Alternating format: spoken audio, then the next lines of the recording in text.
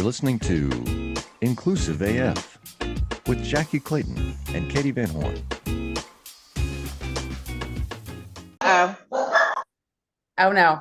So I pushed the record button and Jackie's Listen, it's just because my husband hates me. I don't know. I mean, he hasn't been here all day. So of course, yes, that was gonna happen. That was gonna happen. That's the way it works. Cool. It's cool. Hi Jackie. All right, this is actually a good reminder for me. I think I'm gonna let my dog out of this room because he's gonna freak out when my daughter gets home. So listen, I mean, my son ran outside. Yeah. He was like, I'm gonna not have the dogs barking, and then here we go. Yeah. So hey, this is the Inclusive AF podcast. I'm Katie Van Horn. And I am Jackie Clayton. Hello. Hello. So we will let our special guest go, let her dog out of the room. I think she's in good company here since I've got two little ones pretending to be asleep right now until, one of your dogs or, right. The wind blows, things like that. So I am here in Arizona on a very overcast, cloudy August day, which isn't really a thing. So I don't really know how to handle this. That's whole weird. I am here in Waco, Texas. We let the water run for an hour. We're allowed to water our grass on Sundays, and yet it wasn't wet. This was the neatest trick ever. Just let the water go. Poof. I mean, instantly turned into vapor. It was the coolest thing I've ever seen. But in other news, sweet baby TJ's going back to college. Nice. But interesting thing, he goes to Houston-Tillotson, which is an HBCU, and they partnered with St. Edward's, the Catholic school. And so he's actually going to be going, it's like a cultural exchange. The upperclassmen get to go to St. Edward's, and the kids that go to Houston-Tillotson are there on the St. Edward's campus and get to use all of their facilities. It's going to be an interesting year. So that's for the whole, for the whole year, or just a semester? Or what's the story? For the year, I think. Oh wow. Okay, right on. Guess we'll find out. I mean, we're only one bad lunch away from I want to go back to Houston-Tillotson. I mean, kids. Yeah. Am I right? Yeah, I understand. Yeah, I've been through the Catholic school experience, so I can attest to the fact that it might be slightly overwhelming. It might. All right. Without further ado, we do have a guest with us today and would love for her to introduce herself. So Sheryl, I'm going to turn it over to you. Share with our listeners who you are, all that good stuff. Hi, everyone. My name is Sheryl Cababa. My pronouns are she and her, and I am the Chief Strategy Officer for a design and development consultancy in Seattle called Substantial. And I run an equity-centered and human-centered design practice.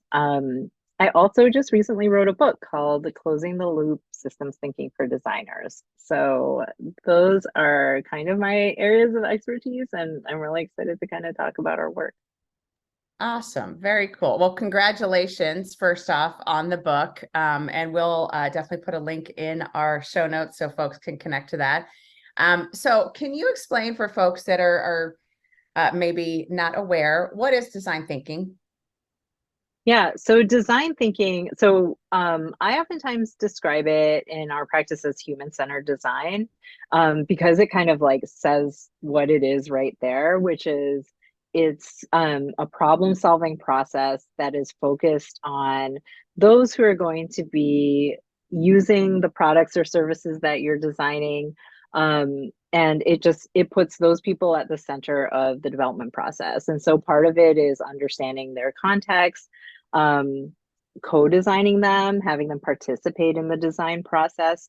And this is something that I think oftentimes, especially I work in the primarily in ed tech in the technology sector, and you oftentimes have had products over the decades that don't seem particularly designed for people who are going to be using them. An example I use a lot of the time is if you think about, digital technology in the 80s, remote controls or VCRs or what have you, they were kind of designed for the thing to work. But if you looked at a remote control, for example, you'd be like, I don't have any idea what's going on here. All the buttons are the same size. They don't have any affordances, what we call affordances in design, that kind of tell you what they're supposed to do. They're not focused on the user experience. And so now that has advanced quite a bit in digital technology. You know, you think about the products that Apple has put out and how intuitive products are. And part of that is really understanding end users, their contexts, and what have you, in baking that into the design process so that things are intuitive, they're easy to use, and that they actually serve people in a way that creates the best outcomes.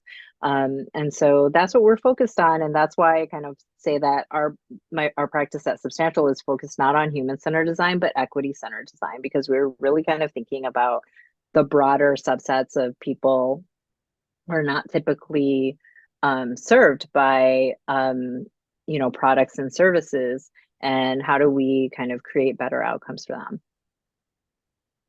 That's awesome.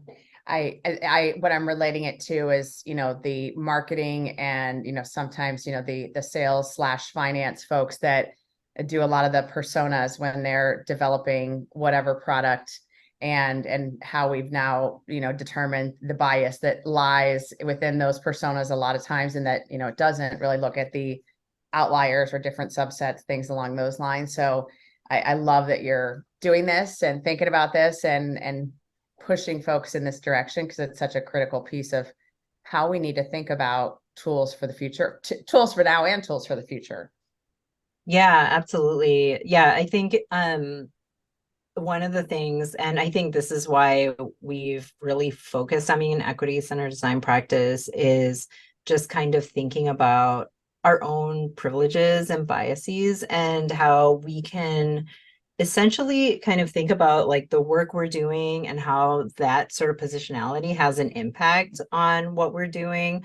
And so ensuring that we have representation on our team for designing, and also like using design strategy to create better solutions that serve people across the board, rather than just like serving those who are the most privileged. And we know that this happens a lot in education, which is like the space primarily where I work, is like you see a lot of the system kind of designed for students who are kind of the most privileged of students. You see this especially in ed tech, because oftentimes those products are tested in like the most resource, the schools that have the most resources, the schools that are predominantly white, that are suburban, etc. And then they think it's going to work across the board for everyone. And oftentimes that's not necessarily the case. Like different students have different needs, and also schools are resourced quite differently. And so kind of like thinking about how to be inclusive in terms of like your design process is really important to being able to serve everyone. I love that you say that. It's so true. And I think we've kind of alluded to this somewhat in the DEIB world. It's very similar, where when you have that, it's been a study in college, if you have that academic piece without the reality, you see it a lot in social work, where it's like you've learned all of the fundamentals of social work, and then it's like, okay, now go work with this group of people. And it's like, whoa, this is a different experience, because it's nothing like the lab when you're deep in it. And I think it's so much because we have all of this knowledge, but we're bringing these things to the masses. And how can you make sure that what you're bringing, and it makes total sense to you, right? And then it's somebody else where these things don't make sense. I would love to ask, as you go through the education, what do you think is the most overlooked or the most common mistakes that you've seen? Yeah, I'm seeing this kind of, it's kind of like interesting, because it's not necessarily what we'd expect when you think about the intersection of technology and education. But I think that there ends up being sort of this desire to serve those who are kind of like in historically under-resourced communities with certain types of technology that I don't know, kind of like replaces interpersonal experiences, or sort of creates these processes that are focused on efficiency that you don't see in well-resourced environments. So I think some good examples are things like, you know, just thinking about how assessments and that sort of thing, like they use, or, in the system of education, you might see um, sort of assessments that use technology to kind of like figure out how to track students and what have you, used in environments where it's like there's like huge student populations, there's a lot of diversity and what have you. And then, but then you have a more sort of like these bespoke systems that are very interpersonal in like very privileged schools, like private schools, or like wealthy, high resourced, suburban schools. And I think we were kind of seeing that, like, I think the pandemic sort of shed a light on this, is like this sort of technology gap in education when it comes to access to digital technology, but then sort of the desire to kind of like use technology in a way to compensate for the lack of resources within certain environments, if that makes sense. And so I think about all of these sort of social factors as, I think this is why I'm so interested in systems thinking, because like all of these social factors and political factors account for how educational technology is deployed. And that is something that I don't think ed tech developers are always like super aware of. Like there's oftentimes a perspective that, oh, we can disrupt education. Think about a few years ago, there was like a real focus on what they called MOOCs, like massive online courses. And everybody was kind of like, oh, this is going to be the future of education. It's going to be super accessible. But what was wrong with that is like these elite universities were kind of like using it as a way of trying to serve a broader base of students. But really it was just like these automated sort of courses where it's like a one-way relationship with students. Whereas like if you're taking one of these online virtual courses with Harvard, you're just getting like a lecture and then you're taking like multiple choice questions. If you're at Harvard, like in person, like as a student, you're getting that like interpersonal experience. You're getting like the value of like the networks that you'll develop at a place like Harvard. And so it's kind of thinking about these things and how they actually in a real way either serve or don't serve people across the board. And so that's those, like one of the things like we like to think about a lot are just like, what are the socioeconomic barriers? What are the racial barriers to success? How do we eliminate that? If we're in equity, if we have a focus on equity, how do we eliminate race and socioeconomic status as predictors of success? And so those are some of the things that we're focused on. I love that. It makes me, there's two things that come to mind as you're talking, Sheryl. One is, and I don't know if either of you saw it, but Abbott Elementary, they had an episode where the teachers were all given, like, I think it was an iPad, and it was like, okay, go use this. And, some of the older teachers or, more experienced teachers were lost as to how do we do this? How do we actually make this work? That kind of thing. And so you do have some of those, from a education perspective on the teachers, level, but then it also I think all of us experienced, my sister's at a Title IX school in Arizona, and when the kids were all sent home during COVID, it was like, okay, well, we can do school online. Well, no, we can't, because some of these kids don't have internet at home. Some of these kids, don't have access to a laptop or whatever, tool they were going to use. So, it did create some major barriers for those students. And I think to your point, we were very quick to jump on the bandwagon of, oh, we can do this all online, all these trainings and more of the, adult education space. And yet it is that community, those conversations, all of those things. And, kind of almost relates to like the work from home or work in the office situation where you miss those water cooler talks. But it is just a fascinating concept, because it is, how do we do this the right way? Yeah, exactly. I think and we're kind of just like, we're in the middle of all that, is like figuring out like, well, are there benefits that we can take away that actually serve students who are in environments in which they're experiencing lots of unconscious bias and what have you.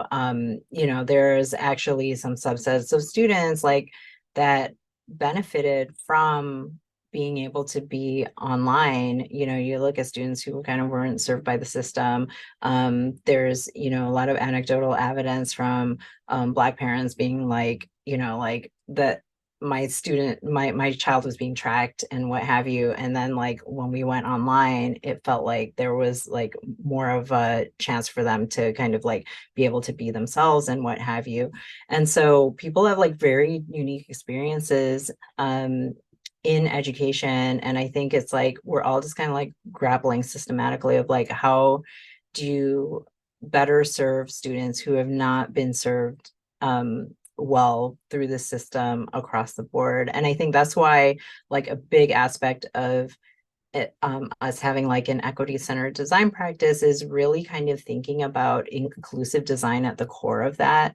So thinking about how you design with and for those who are kind of like, who have the least power in the system, who are least served by the system. And that means like elevating student voice throughout our process, but also kind of thinking about like which students are the most historically under-resourced, and just like involving them throughout the process. I think like some good examples like in sort of other domains are, we talk about things like curb cuts. Those are kind of designed with a certain population in mind, those who are in wheelchairs, but there's a lot of other people who benefit from curb cuts. It's like anytime you're pushing a stroller, anytime you're like have a cart with wheels, or if you're like even just like walking alongside your bike, you're like benefiting from that particular design. Subtitles are another good example. Like a lot of people use subtitles who don't have like hearing disabilities, right? And so how do we basically kind of design the world in a way that benefits those who aren't usually served by design first and foremost, and see the benefits that might afford other people? I think it's almost a good example when you think, like, I have a MacBook. When we had the pandemic, we used to laugh because like my kids are like, bi technical. They can use a Windows laptop, they can use an Android, and they can use a Mac. Like they're used to it. But so many kids were having a problem. And you think about, I'm a full Apple user, but because of that, I know how to use all of these different tools, right? And anytime someone starts at Textio and we send them a Mac, and not only is it a place of privilege, look, we don't even ask. And I can't tell you how many times people are like, there's no power button. Like just getting started from the very basic, or I don't feel comfortable putting my fingerprint, like what's happening, like all of these things that we just take for granted. But what is scarier is that as we've gotten to this point, you can trace it all the way back. Like this was not created with you in mind. Mm-hmm. And so, and also within the whole system of a family, I think is very telling, because kids have been exposed to different technology that different generations, maybe they haven't been exposed to that technology. And how do we get to move forward? I mean, it's a struggle because right now I don't even know how all of this is going to end up working. Like I keep thinking about, we think about the college level, and what's the call? I think about it with my son being 20. Like what is that experience, and getting there next to all of these other kids and getting the same messages? I don't think people recognize that people in various groups, like we don't speak the same language, even when you're different racially or different age, or you live in a different place. We say the same thing, but the impact can be completely different. Yeah, totally. It's really interesting. We see that sort of thing a lot in in the projects we work on, you know, we'll be talking to, like, we do some work in the post-secondary space, and we might talk to faculty or instructors, and then talk to students about, you know, their experiences with certain courses. And we know, for example, like with certain you know, what they call gateway courses in higher ed, there is a racial disparity gap, there's a socioeconomic disparity. And it's interesting talking to faculty and hearing like assumptions about, oh yeah, students are just not doing the work or what have you. And then when you talk to the students, they're like, I am working a job, you know, I am like taking care of my child, I am like doing all of these other things. And that just gets interpreted as like laziness or like lack of interest or what have you, when they're actually working like 2 times or 3 times as hard as the next student who doesn't have all those responsibilities.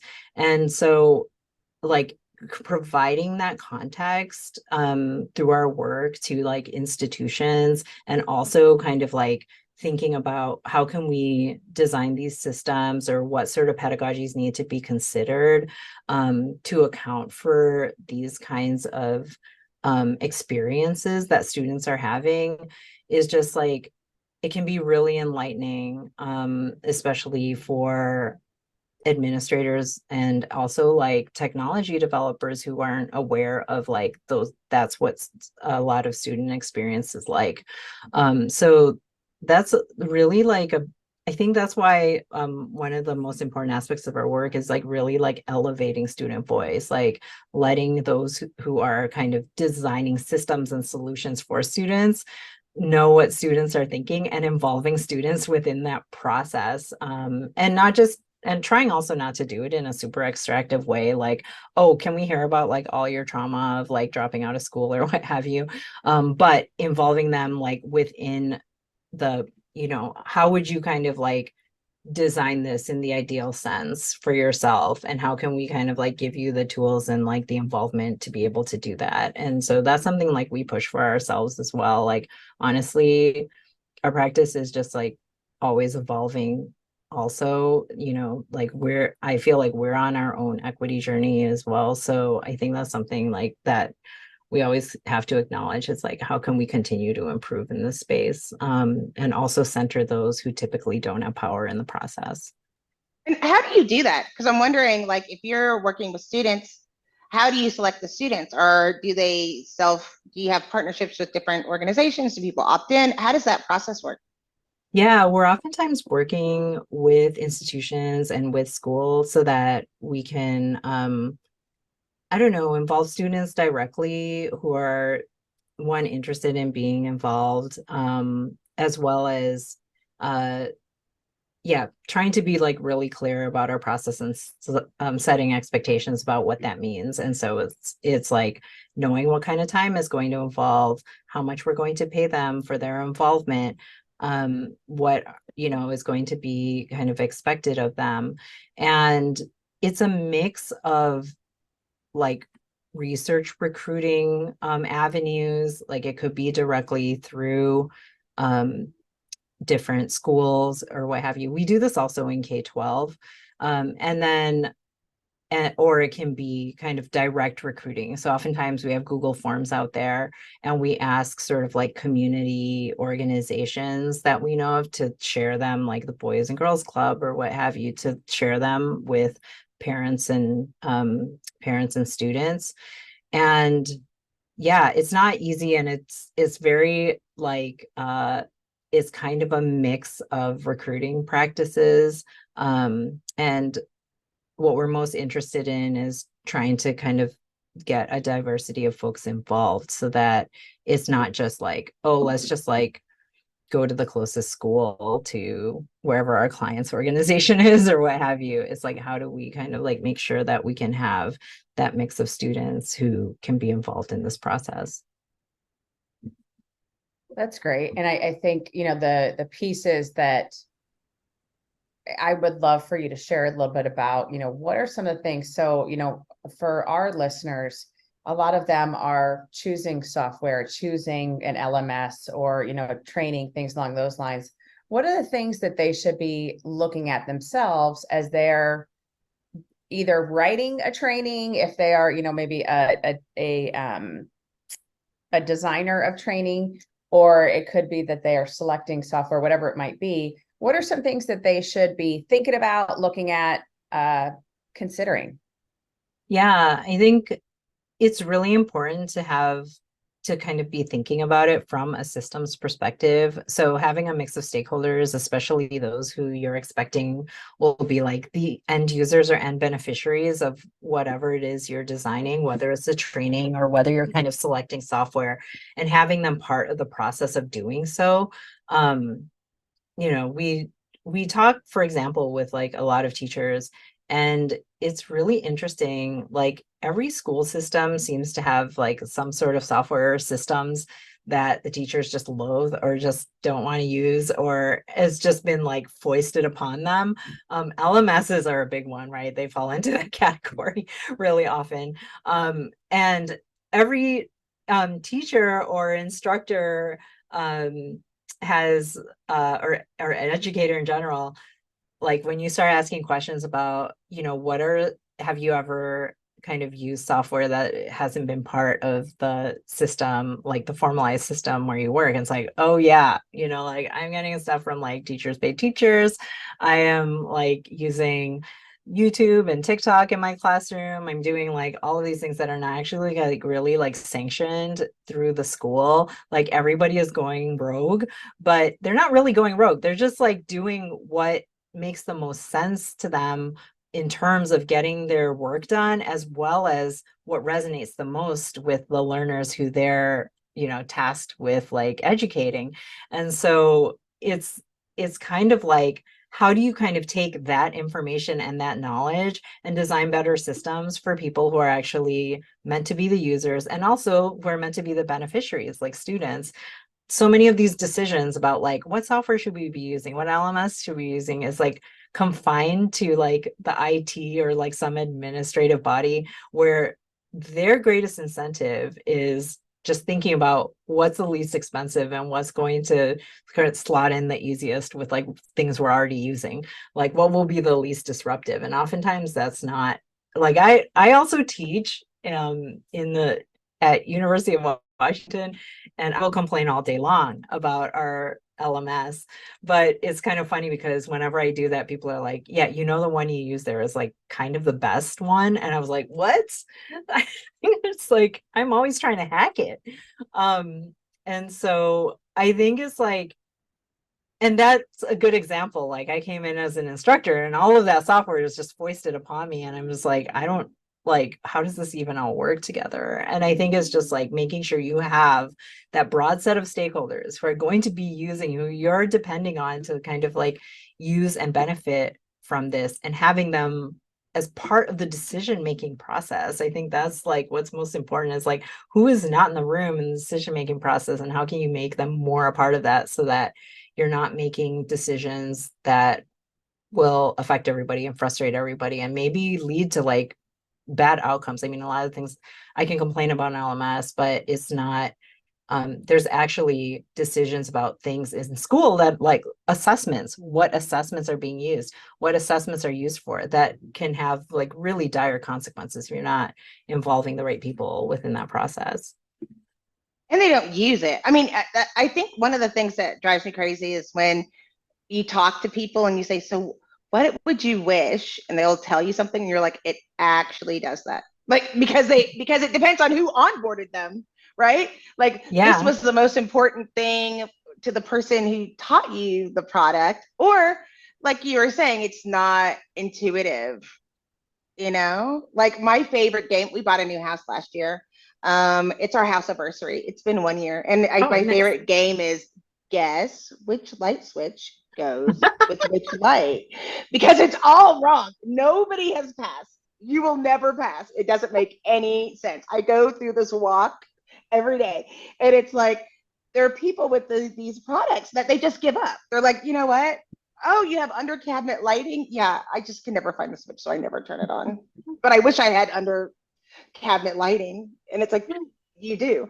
And so it is hard because the person who makes the decision in partnership with finance don't always align with the person who's actually using the software. And then the software doesn't evolve very well with the needs of teachers, like you were talking about during the pandemic. Then all of a sudden, this product that was perfect, that we spent, millions of dollars, is not going to, meet our needs. This need has changed, and having it be scalable with the different requirements, or what you're expected to teach, must be frightening, overwhelming. I won't say frightening, we'll say overwhelming. Yeah. Yeah. As a systems thinker, I like to think of myself as a systems thinker. Like I think all the time about there's this classic in organizational management and systems thinking. Peter Senge wrote The Fifth Discipline several decades ago. And I always think about one of the principles in there is yesterday's solutions are today's problems. And I think that's something that's worth kind of thinking about whenever you're thinking about implementing something new within an organization, is like, what are the potential consequences of this, and how can this potentially result in new problems that we'll then have to solve. And not to say like we can anticipate everything, but I think just a little bit of work of like trying to understand like what the secondary effects might be, what the tertiary effects might be, can help us at least anticipate if those things are going to happen and be better in our sort of like decision-making process. So that's something like that really sticks with me as we kind of do our work in strategizing about solutions, is like, oh, I don't even like the word solutions honestly anymore, because I'm like, you're probably solving less than you're introducing in terms of problems. Right. Right. So yeah, I oftentimes think about things as like approaches or leverage points. Because it's always like, if you could just take it one more click. That's what I always say. One more click. I used to be a business analyst, so I'm always dangerous, where I'm like, I feel like we could do, because I don't have the idea. I just know it could be a little bit different if we could just take it that one more step. And I think that's what's so important about equity, because it's like, okay, we came up with it, and it's like, okay, did you think about all these other things? Even though you have a so-called working, product, it's not, it only works if it works. And so you have to go back often to the drawing board. And I like what you were saying about the fifth dimension, because that's what I keep saying about, that's the challenge with all these AI solutions in ChatGPT, that's based on information from over 2 years ago that we're using today. And so what problems are we solving? We're using it to solve problems that were created 2 years ago, because it doesn't know anything about what I'm talking about today. The challenges I have didn't exist. There weren't anything for it to pull on. And I think that happens a lot, of trying to figure out, especially now, because you can't, I'm reading The Black Swan, and which talks about predictability and about how you can't predict. And it's like, so I give up at this point. The book gave me permission to stop trying to, because people ask me all the time, what's the future of work going to be? What's the future of DEIB? And I get to the book, The Black Swan allows me to say, I don't know, dude, anything could happen. It's really possible. No idea. That's awesome. I think that's the piece, though, that it is we've seen so much of an evolution in how people learn as well, that, I think for many of us that grew up in a certain time or started working in a certain time, it was those, click through trainings, and, you sat there for 2 hours or however many hours. And, then they figured out, oh, well, we need to put timers on there so that we know that people are actually reading the content, or we need to put in questions, or all these different things. And now this whole concept of micro learning, I think, is also just another piece where it's, how do we think about how folks learn today? And it's a TikTok video. It's not a 2-hour deal. And how do we, even just those simple changes that can make such a difference in people actually absorbing and getting whatever we're trying to get across, which is great. So it's interesting. So Sheryl, when you think about kind of the challenges that you're facing today in your work with, different organizations, with different educators, or, governmental agencies, whatever, whoever it might be that would be the decision makers, what are the challenges that you're facing today that maybe were different than they were pre-COVID? Yeah, that's a really good question. I mean, I think there's actually a lot of, I don't know. I would hesitate to say like there's a lot that's totally different, because I do think there is still this sort of techno optimism that really infects like everything we do, especially, in the US. Like we're kind of like very focused on like how can technology disrupt education, and not just education, it's like all of the things. And I think one of the fundamental issues, and there's like, rather than talking about like what's the distinction, I think I can talk a little bit about like what's the thread, what has remained constant.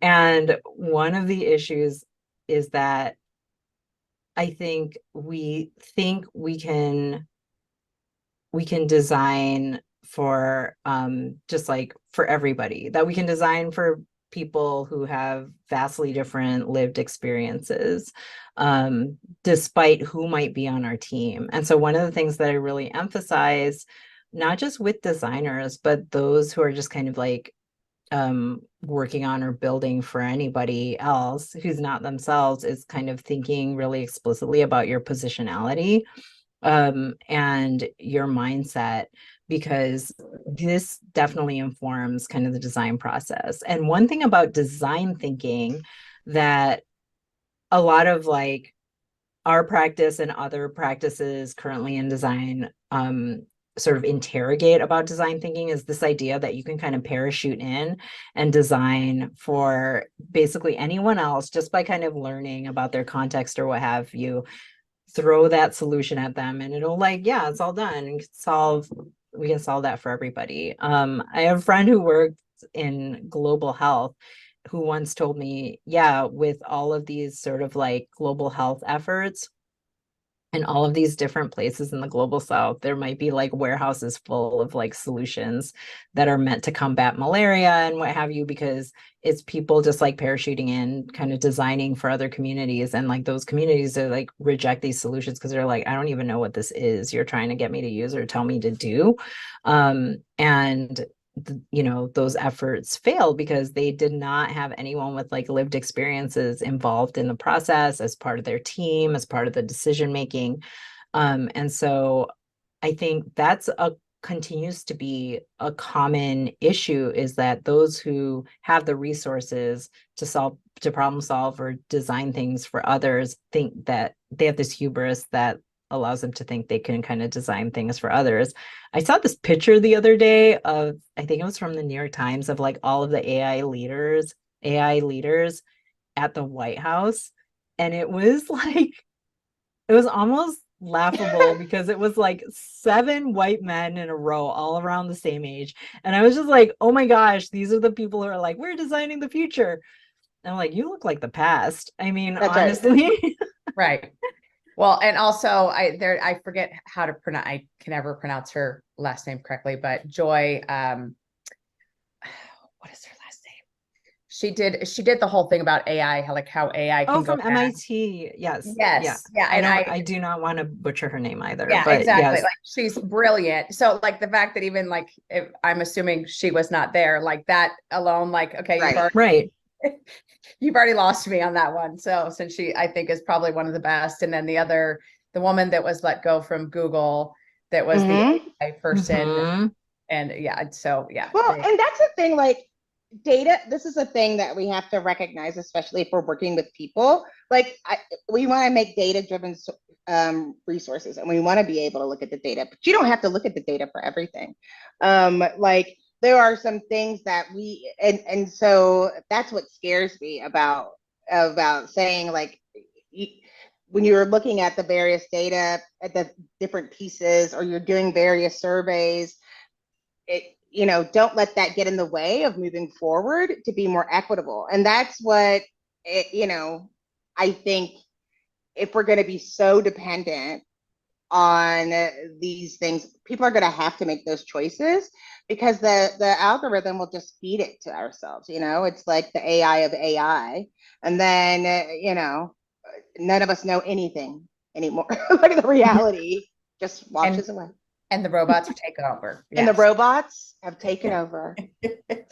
I mean, one thing that was a little promising, this is kind of an aside, is that I saw this thing about like how some of these AI systems, like if they're trained on other AI generated content and it continues to go on this path, they just kind of like get weird and implode. So maybe that's what happened with the robots. Well, Replica. Have you heard of Replica? So no. I was like an early adopter of Replica. It was a long time ago. And the way that they pushed it was get to know your best friend. So it's really learning from you and then feeding back to you in the tone and the way that you communicate to have these friends. But it's like what you're talking about it. There was somebody on Reddit who was like, I think my Replica just started wanting to date me and I don't know what to do.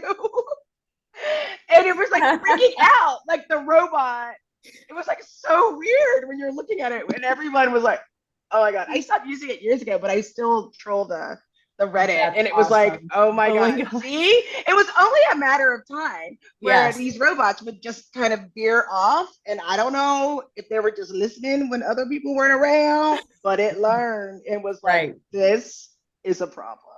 This is a problem.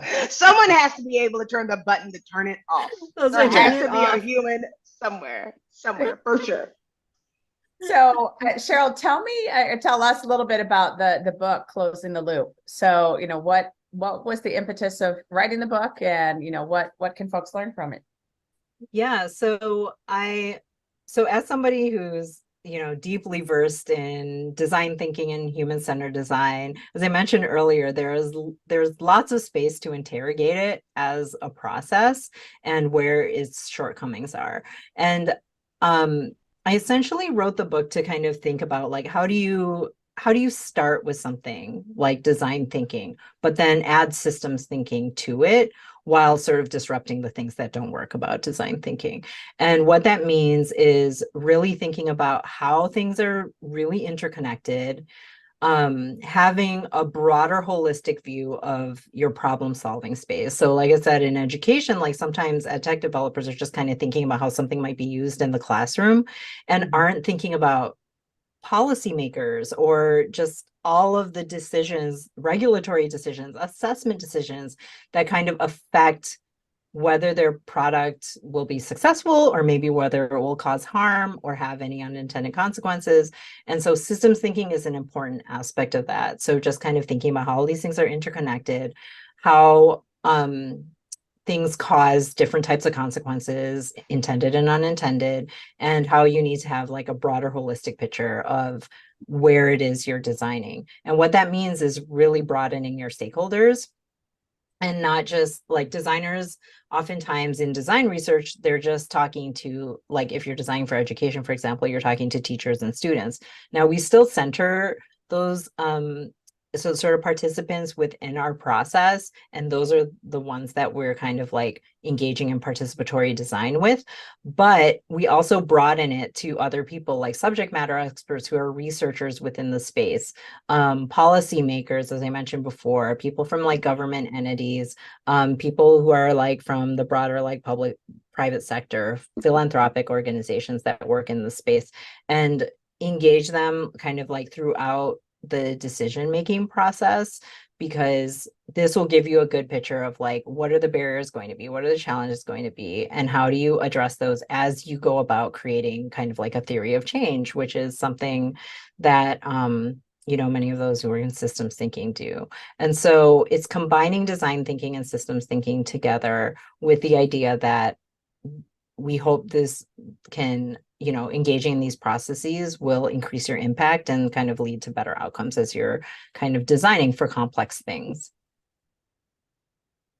That's awesome. I was able to participate in it was a design thinking, but it was around, really just a systems equity and just a lot of different things with the Clayman Institute out of Stanford during one of their conferences. And it was so fascinating just to see, the different folks, even just at our table, the way that we approached the solution to what we were trying to do with this exercise. And it is always just so fascinating to see the different voices and what does come to mind or what does impact different people in different situations. So I know this is one that is, very kind of front and center right now in education is the politicians, but also parents, being much more.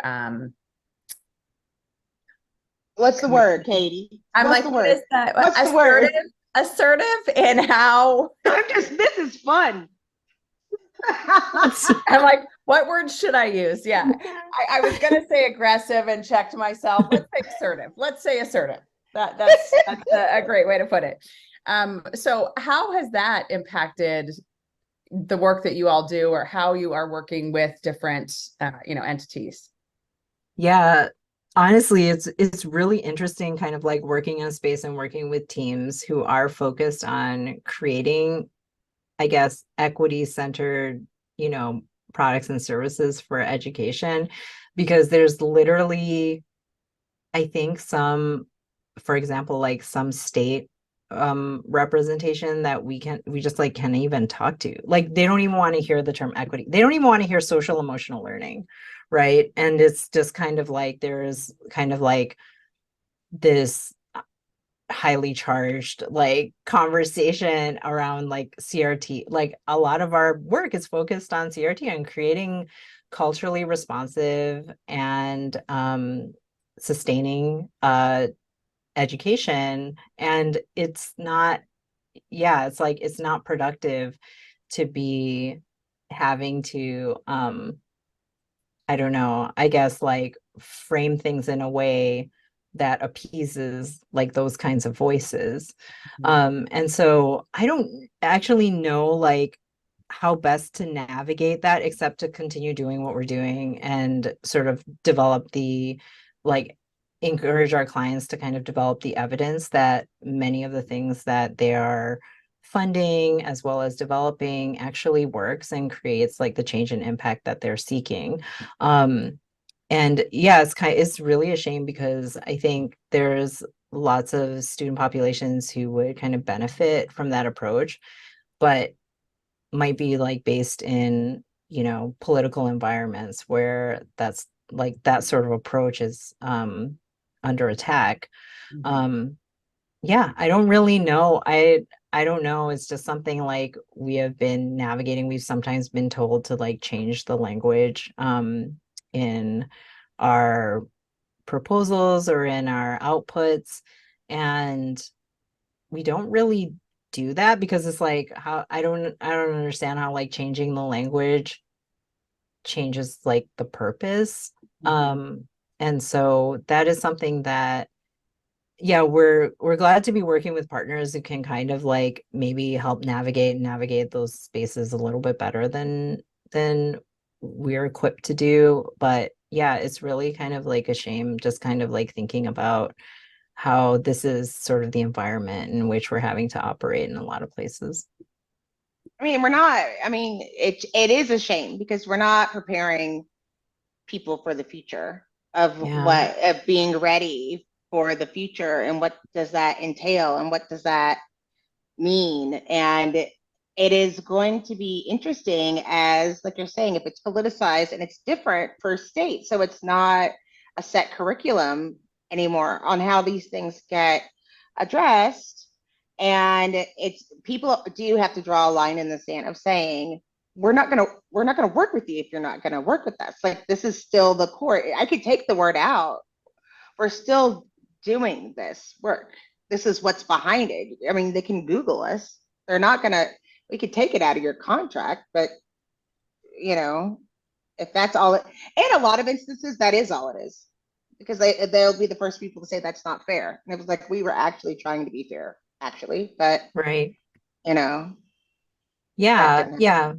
it's really hard when the court, like, if we're working on a project and it's really oriented around how to improve outcomes among multilingual learners, for example, and states are developing, or like just, um, you know, yeah, certain politicians are developing these policies that are really oriented around like not serving those kinds of students, despite tons of evidence that shows like if you design things that serve, for example, multilingual learners, it's going to serve other students. Like they are going to benefit from it.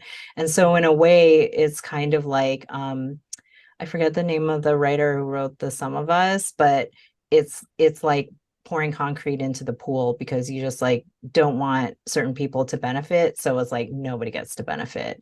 And so, yeah, it's a really kind of disheartening trajectory right now in certain places. And I feel like, yeah, but then there's like others that, really recognize that this is where you can truly kind of like change outcomes for students and are continuing to embark in that work. And that's who we're tending to work with because like they have a shared point of view on this. It is so awkward because it's happening at the same time. Yeah, it's at the same time. Yeah, Like, I mean, when in talking about TJ in St. Edwards, it's across the street from Austin, the capital, and UT, where they just got rid of affirmative action and then banned DEIB studies in all state funded schools. And then you have like literally 3 minutes away where they have this Catholic school and the HBCU to come together. And when they asked the president, they said, we value diversity, equity, and inclusion. And it's important for all of our students to get those opportunities, whether they're at a HBCU or at a Catholic school, to be able to work together. And it's like, it's going to be very interesting. I'm paying attention. I'm getting my popcorn ready. It's all right there in the mix. It is. We just have these future with these participation medals. They're all pale because they can't go outside. They have no muscle tone. They don't play football. They're taking football with them. The future. But oh my God. On that note, it's bleak.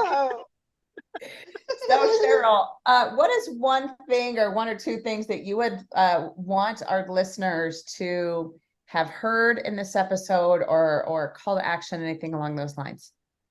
I think it is something that I had sort of mentioned a little earlier, but I think all of us could be more aware of our positionality in terms of, the change we're trying to make, the decisions we're making, and our proximity to people who we're problem solving for or designing for. And so how do you kind of like take a mindset of that understanding and understand where your own gaps are, where your own unconscious biases are, because it will inform your work. And I think, my team, for example, is really versed in this, but a lot of people just like don't recognize that that informs everything, like your level of education, like your socioeconomic status, your race and your racial experience in this country.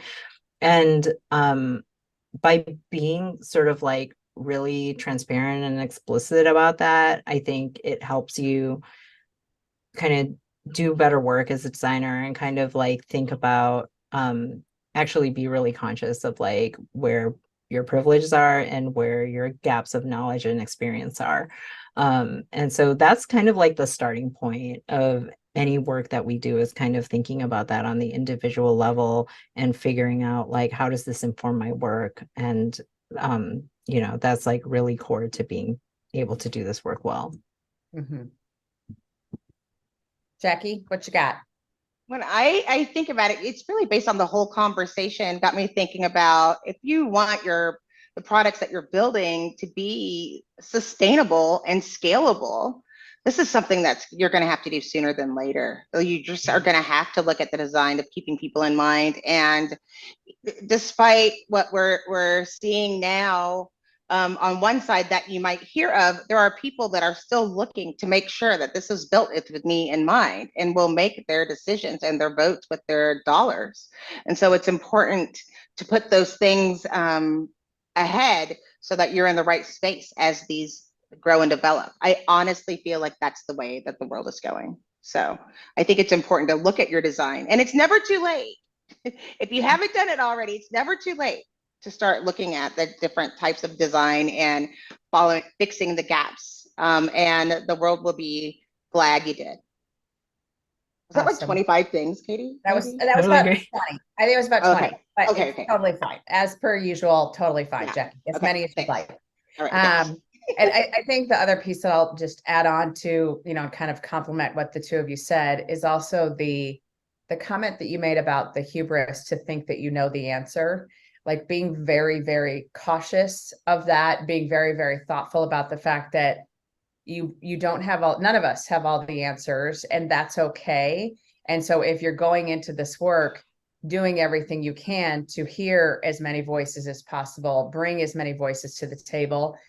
I think that's just very, very critical. So thank you so much. So Sheryl's book is called Closing the Loop, Systems Thinking for Designers. And, for anyone that is in the instructional design or development or training space, definitely recommend getting that book, because I think it's something that will be very, very helpful. Sheryl, how can folks get a hold of you? Yeah, so I'm in LinkedIn, so you can please feel free to connect with me there. If you're listening and you want to connect, just hit me up there. I'm also on Twitter at Sheryl Cababa. I don't check it that often lately. I feel like we're watching Hollowing Out. Right. Twitter. Yes. Yeah. So I'm not that motivated to go up there, but I do check every once in a while. So you want to send me a message there, feel free. And you can find my book at Rosenfeld Media, which is my publisher. It's hopefully it's of interest. Also Substantial, which is my consultancy. You can find us at substantial.com. Awesome. Very cool. Well, Sheryl, thank you so much for joining us. This has been really fascinating. I think this is something that we all need to be thinking about, especially, during this time in history, we'll say. So thank you for joining us. This is Katie Van Horn. And this is Jackie Clayton. Bye. Bye.